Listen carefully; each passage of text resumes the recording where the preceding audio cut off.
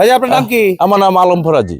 আলম ফরাজি। হ্যাঁ হ্যাঁ এখানে অনেকের কাছে মুখে শুনলাম হ্যাঁ। যে বাঘের সাথে আপনার একটা হ্যাঁ হ্যাঁ মানে একটা সাক্ষাৎ হয়েছে, এরকম একটা কাহিনী, সে কাহিনীটা একটু বলবেন আমাদের? হ্যাঁ বলবো।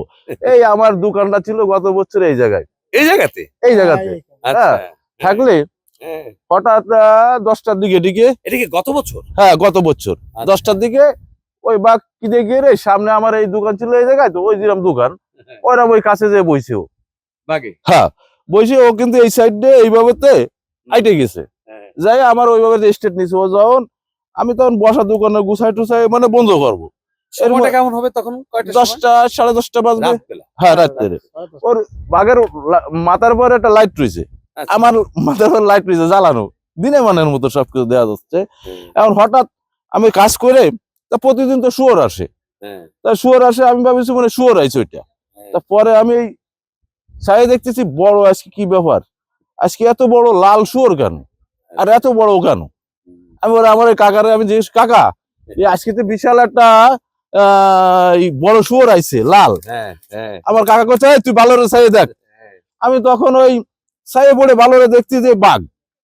হ্যাঁ, তখন আমার কাকার কাছে, কাকা দিয়ে সেই বাঘ। কাকা কাছে আপনার কি শিওর যে সে আপনাকে দেখছে? হ্যাঁ, মানে আমার দরবার পরে 2 সেকেন্ডের যদি তাকাতে না পারতাম, সুযোগ খুঁজছে কখন আপনার উপর 2 সেকেন্ডের মধ্যে আমার দরবে। হ্যাঁ, তারপরে না আমার কাকা করছে ওরে ধর, বলে আমার কাকা মাল গাছা দিয়ে একটা এক হাতে দাও এক হাতে কুড়ুল, ওই আমরা ওই বাঘের পরে জামাই পড়েছি, বললো আর কি দৌড় দিয়ে ওই জায়গায় গেছে। ওই জায়গায় গেলি ফিরে আবার আমরা রেডি হয়ে ওরে দাবড়ায় নিয়ে চলে গেছি, অম্মিও জাল ছিঁড়ে অম্মি বাড়াই গেছে।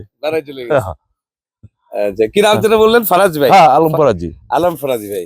আমরা একটা বাঘের গল্প, সত্যিকার অর্থে লোকটা কিন্তু বাঘের সাথে লড়াই করা একজন মানুষ, সামনাসামনি। আপনার সাথে দূরত্ব তো বেশি ছিল না, এই কত 5-7 দূরত্ব ছিল, 5-6 হাত, মানে বুঝতেই পারছেন এটা হয়তো 10 ফিট দূরত্বের মধ্যে থেকেই উনি বাঘের সাথে যে মানে এটা করলো যুদ্ধটা। আসলে এখানকার আপনাদের জীবনটাতে এরকমই, আপনারা ওদের জায়গায় আসছেন, ওদের জায়গায় আপনারা যেহেতু এসছেন, স্বাভাবিক কারণে ওরা তো থাকবে, আপনারাই ওদের জন্য বড় বেমানান, ঠিক না?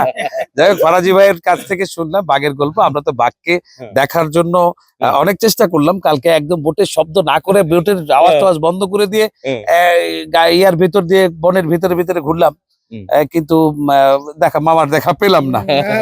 মামার দেখা পেলে এমনই হতো হয়তো। যাই হোক, একটা ফরাজি ভাই অনেক অনেক ধন্যবাদ আপনাকে।